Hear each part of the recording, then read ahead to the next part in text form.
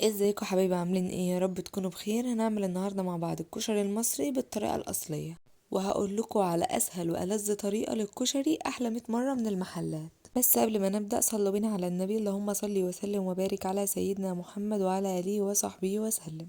هقول لكم بقى على المقادير او المكونات اللي احنا هنستخدمها كلها في الكشري.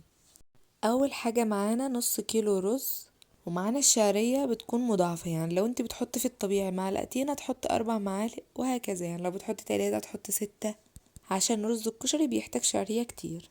ومعانا كيلو مكرونة، حابة تجيبي شكل او شكلين زي ما تحبي. كيلو المكرونة عليه نص كيلو رز. حابة تقسمي الكميات او تضاعفي الكميات حسب الرغبة. معانا ربع كيلو عدس بجبة، ومعانا 2 كيلو طماطم معصورة عشان الصلصة. وهنحتاج بقى في البهارات فلفل وشطة وملح. ومعانا كمان 4 فصوص توم مهروسين، ومعانا 4 بصلات كبار. ممكن تقللي بقى او تزودي حسب الرغبة، لو انت عايزة البصل كتير على الوش ممكن تقللي او تزودي زي ما تحبي. ومعانا لتر مية للرز، وهنحط عليه نص معلقة ملح، وممكن تحطيها وقت الطبيخ. وهنحتاج كمان خل وزيت. اول حاجة بقى هنبدأ نعملها ان احنا هنجيب حلة وهنحط فيها مية، وهنستنى لحد ما المية تغلي معانا بنفس الشكل ده. اول ما هنلاقي المية غلت معانا هنجيب ربع كيلو العدس، اللي هو العدس اللي بجبة اللي احنا قلنا عليه، وهننزله في المية وهنسيبه لحد ما يستوى. وما تحطيش عليه اي اضافات خالص. اول ما بدأ كده يتفتح معانا وبدأ يشرب المية وبقى بالشكل ده، تبدأي بقى تختبريه كده، طلعي واحدة بمعلقة واضغطي عليها، لو لقيتها استوت كده او طلعت من قشرتها يبقى هو كده استوى وبقى جاهز معانا. بعد ما لقيناه استوى معانا هنجيب مصفى وهنصفي بقى المية اللي هو كان فيها دي يعني، وهنحط عليه شوية مية كده، نغسله كده بس بسيط، ونسيبه بقى يصفي المية بتاعته براحته. بعد كده بقى هنحمر البصلة مع بعض، وبرضه هنعمل الصلصة. هنحط حلة على النار، وبعد كده هننزل فيها كمية كويسة من الزيت. واهم حاجة ان الحلة تكون سخنة. اول ما الزيت يسخن هننزل بقى البصل اللي احنا قطعناه 4 بصلات كبار، وهنكون مقطعينهم بنفس الشكل ده. ال4 بصلات دول هنستخدم منهم البصل اللي هيتحط على وش الكشري، وهنستخدم منهم البصل اللي هنعمل بيه الصلصة. فلو انتي بتحبي ان يكون البصل كتير ممكن تخليهم 5 بصلات مش 4، ولو انتي بتحبي البصل قليل ممكن تخليهم 3 كفاية. الكمية بقى بالزيادة والنقصان دي يعني بترجعلك انتي حسب الرغبة يعني.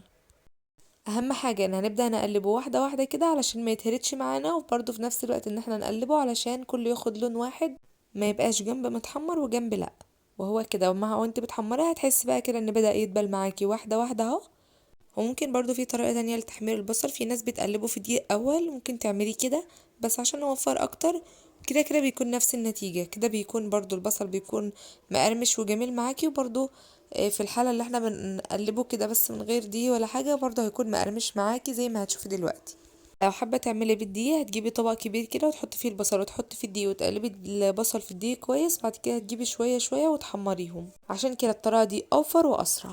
واحدة واحدة اهو البصل بدأ يتحمر معانا. هتستمري برضو في التقليب على طول، هتلاقي كده البصل ما شاء الله بدأ ياخد اول اللون الغامق كده.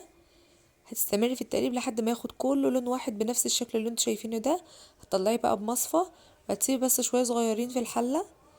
وبعد كده هتحطي اللي طلعتيه في المصفى ده، اولا هتصفيه من الزيت كويس جدا، بعد كده هتحطيه في طبق وتحطيه على الرخام على جنب عندك، وكل شوية تقعدي تقلبيه فيه علشان ما يشربش الزيت ويطرى.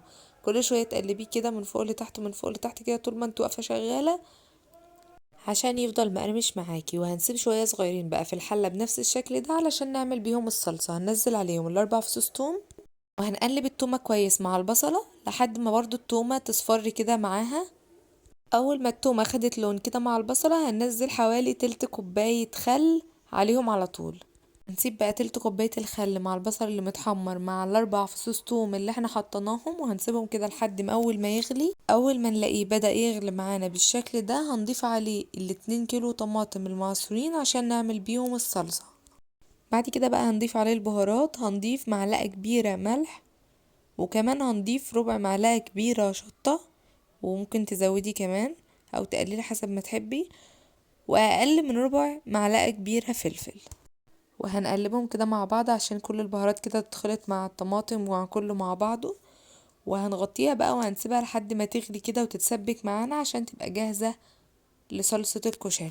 كده هي غلت معانا اهي واتسبكت وبقت جاهزة معانا ان هي تحط على الكشري. كده احنا عملنا العدس وعملنا البصلة وعملنا كمان الصلصة. هنجيب حلة ونحط فيها مية ونستنى لحد ما المية تغلي معانا، ونحط في المية معلقة كبيرة من الملح، وهننزل المكرونة فيها. ممكن بقى تنزلي نوع 2 زي ما تحبي، وهنسيبها كده معاها لحد ما هتاخد غلوة. بس هنقلب المكرونة عشان برضو ما تلزقش. في خطوة مهمة جدا ممكن تعمليها، ممكن تحطي معلقة زيت، مش هيخلي المكرونة تلزق معاكي في الحلة. هتستمري بقى فيها في التقليب كده بس واحدة واحدة عشان ما تهرتش معاكي. هي قربت اهي خالص، وكده خلاص استوت معانا وبقت بالشكل ده. طلعي واحدة كده بالمعلقة واضغطي عليها بايدك برضو اختبريها، هتلاقي كده استوت معاكي. هتنزليها بقى في مصفى وهتفتحي عليها مية سقعانة على طول عشان ما تعجنش، وهتقلبيها كده كويس وتغسليها. بعد كده هتصفيها كويس وتسيبها بقى تصفى مع نفسها. وكده المكرونة بقت جاهزة، وهنبدأ نعمل الخطوة اللي بعد كده والأخيرة وهي الرز. هنجيب حلة وهننزل فيها 4 معالق كبار زيت أو سمنة حسب المتاح عندك، وأول ما يسخن معانا هننزل ب4 معالق كبار شعرية، وهنستمر في التقليب لحد ما ياخد لون دهبي جميل. ورز الكشري بيبقى عايز ان انتي تحطي شعرية كتير، يعني حطي ضعف الكمية. لو بتحطي 2 حطي 4، لو بتحطي 3 حطي 6، حسب كمية الرز طبعا اللي انت عاملاها. اول ما الشعرية خدت لون دهبي معانا جميل بالشكل ده، هننزل عليها نص كيلو رز نكون غسلينه كويس. هنقلب الرز مع الشعرية بالشكل ده، ولازم تكون الشعرية كتيرة كده زي ما انتوا شايفين.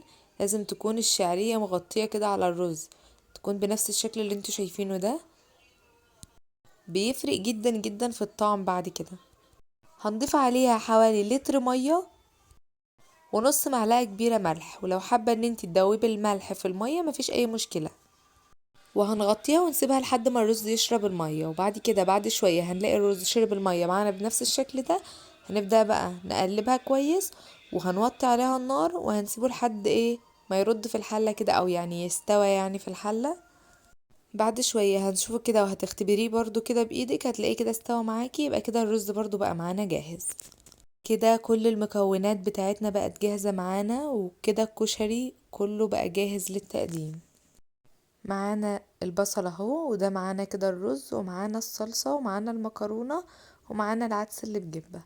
وهنبدأ ان احنا نغرف الكشري بتاعنا. اول حاجة هنغرفها في الكشري هي المكرونة.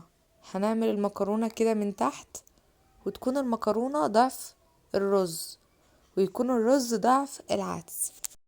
هتحط المكرونة وبعد كده هتحط الرز بالشكل ده، وبعد كده هنضيف عليها العدس. متنسوش تقولنا رأيكم في الكومنتات، متنسوش تعملوا لايك للفيديو واشتراك في القناة وتفعيل الجرس عشان يوصلكم كل جديد. بعد كده هنضيف اخر حاجة كده الصلصة. وكمية الصلصة طبعا زي ما تحبي، حابة تكون كتير حابة تكون قليلة حسب ما بتحبوها. والبصل هتعمليه اخر حاجة فوق، وممكن كمان تضيفي حمص لو متاح، لو مش متاح مفيش مشكلة. وكده الكشري المصري بتاعنا بقى جاهز بالطريقة الأصلية. دي أسهل وألذ طريقة للكشري، لو جربتوها ما عدتش هتشتروها من بره أبدا. طعمها حقيقي أحلى 100 مرة من بتاع المحلات. يا رب يكون الفيديو عجبكم، ويا رب تكونوا استفدتوا معانا. ما تنسوش تقولوا رأيكم في الكومنتات.